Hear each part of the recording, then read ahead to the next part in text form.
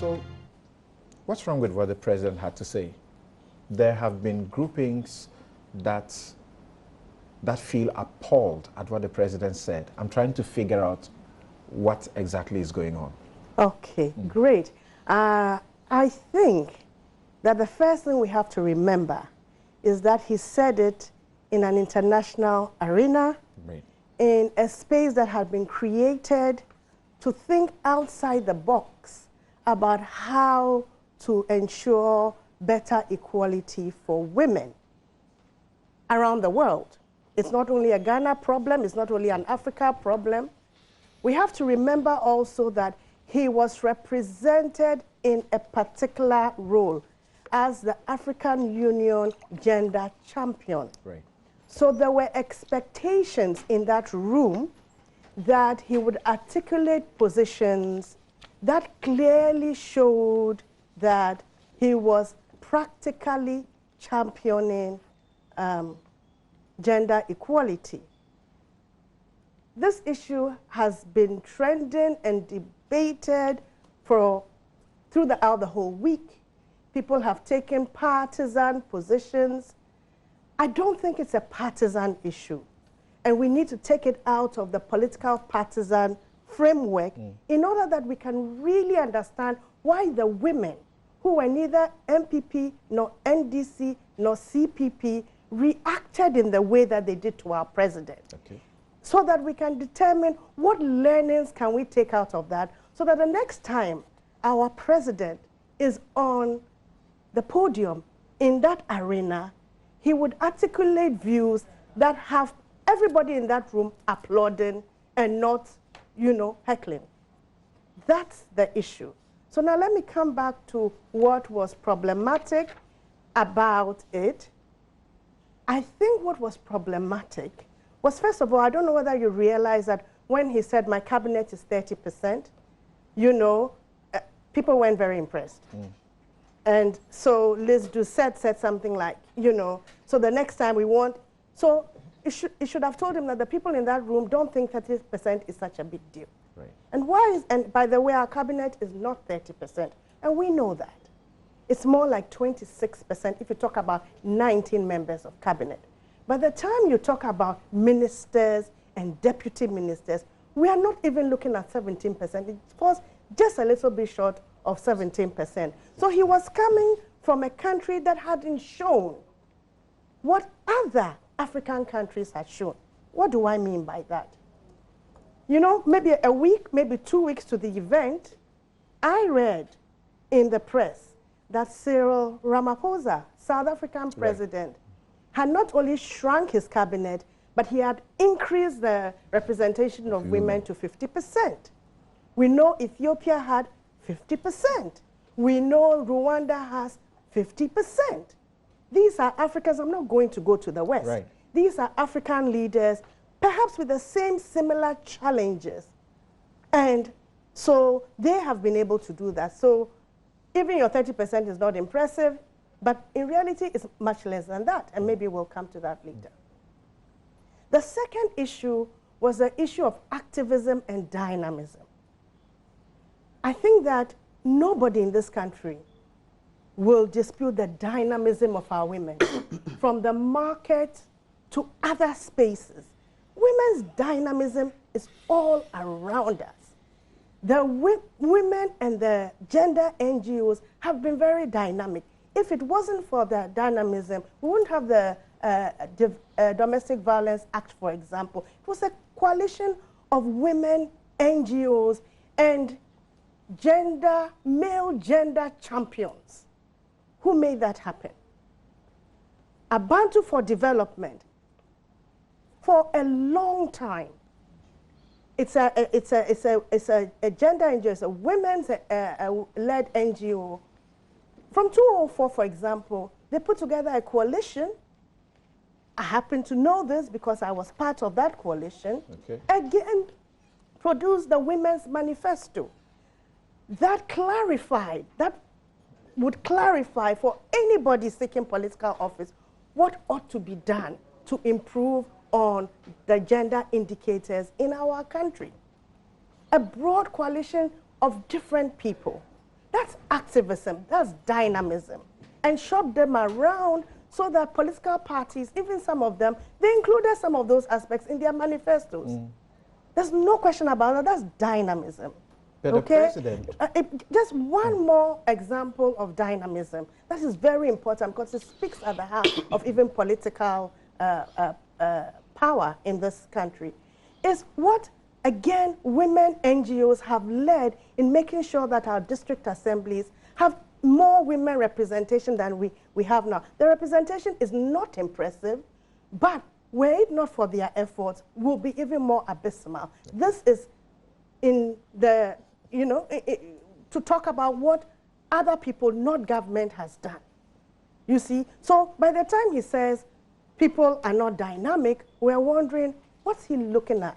What's he expecting? Okay, so you seem to have preempted that question I was about to ask, but the question really is, Abantu for Development, for example, we know how much of championing role they have played in fact, galvanizing women to go into political office. Yes. How successful have they been? That's the president's concern. Yes. That you need to be at the decision-making table to make the impact you deserve. Yes. How successful have they been? Their success lies, and that's why the woman in that video, if you listen to her intervention, she talked about a very important thing, and I wish that our discussion will focus on that, the systemic structural barriers that do not enable. That's why you need to do something radical. Now, so Abantu encourages women to contest for political office. Other people do it. NetRight is a very dynamic women's organization, for example. You know, other people are doing, WILDAF will do their bit in terms of, you know, when it comes to the law, FIDA will do their bit in terms of victimization. That whole big space of women's movement, very varied. However, who has appointive power in this country? The president has appointive power. So the president can do like Ramaphosa did, can do like was done in Ethiopia, can do like was done in... what was the other country I mentioned? If he has to appoint in parliament, so if he has to appoint in parliament, yes. If he has to appoint in parliament, yes. he has to appoint 50 or more percent yes. of his ministers from Absolutely. parliament. So you must first get to parliament. Absolutely. That's why we should have this debate. So again, what is that? It's a systemic structural barrier. So the conversation should be around how do we remove those systemic cultural barriers? I mean, systemic barriers. It's not only cultural. In this case, it's a legal one. It's a constitutional one. How do we remove them? How do we address them? Should we come back to the whole issue of constitutional reform if we want women to progress? Because then we admit that it's not about NDC or MPP and who did or who did. If we look at the history of the Fourth Republic, it's abysmal for all administrations. And it's abysmal because we are not adequately addressing, boldly addressing, radically addressing those systemic barriers. Very briefly, a quick one. Do you think that the abhorrence of the president's statements include the fact that he ought not be here to say women must do something to deserve a place? Because do men have to do some activism and dynamism to deserve a place in public office? Well, I think that perhaps some of the frustration will be that, well, women are doing things to deserve a place. There are women in our political parties playing robust roles. We have women's wings in our political parties. When it comes to horse trading in the political space, how much consideration do we give to women candidates, not only because they are women, but because we think that we need to reflect a democracy that shows that the people who hold up half the sky are important in decision making. And that's why it needs proactivity on the part of those who have the power. Because those who don't have the power, the real power, can't do much to change. So let me give you an example. Again, I'm insisting that the president can do much more than he has, because he has appointive power. We had 6 new regions the other day, right? Did you check out how many women were appointed? The ministers, so 12 positions. Right. Ministers, deputy ministers, one. Okay? And I have to ask why. Is it that even at the regional level, we can't find women? And if we think that the women we have identified may not be as strong as the men, and I don't believe that for 1 second, but let's just say for argument's sake, they may not be as strong. Should we not be asking ourselves, how can we strengthen and support them? Because we want certain outcomes. You see, okay. Those are the conversations we should be having. And I really wish that the president will pause. Not listen to all the naysayers, not listen to people who are trying to comfort him and say, you were right.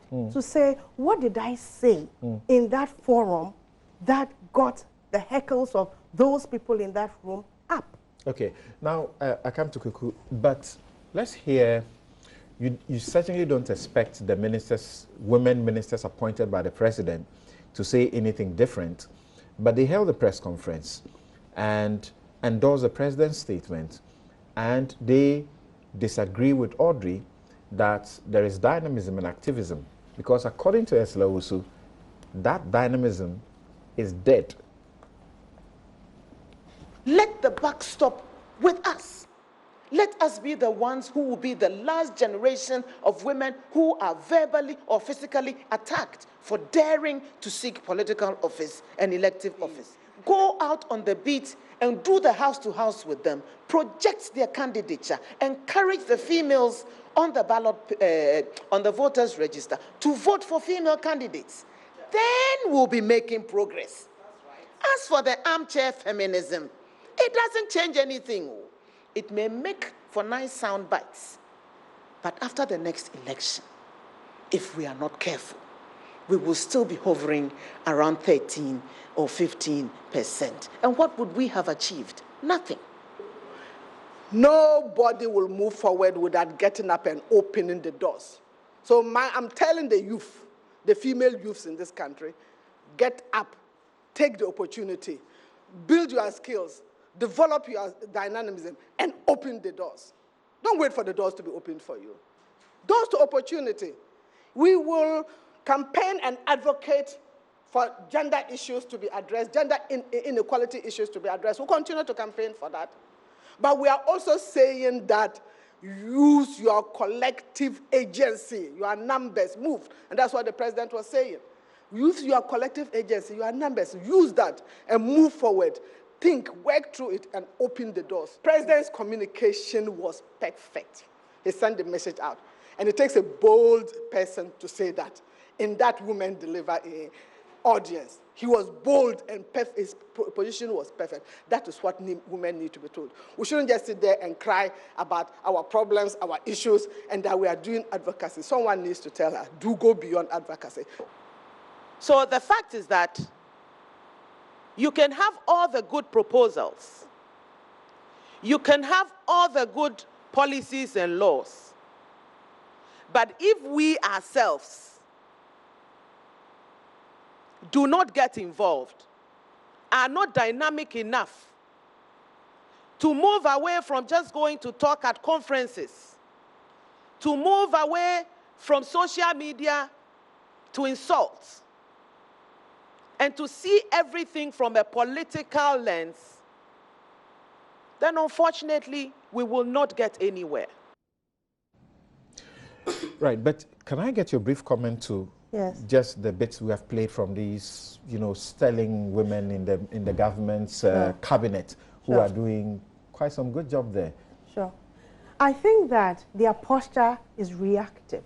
They are reacting to the moment where they see that the person who appointed them in power is under attack.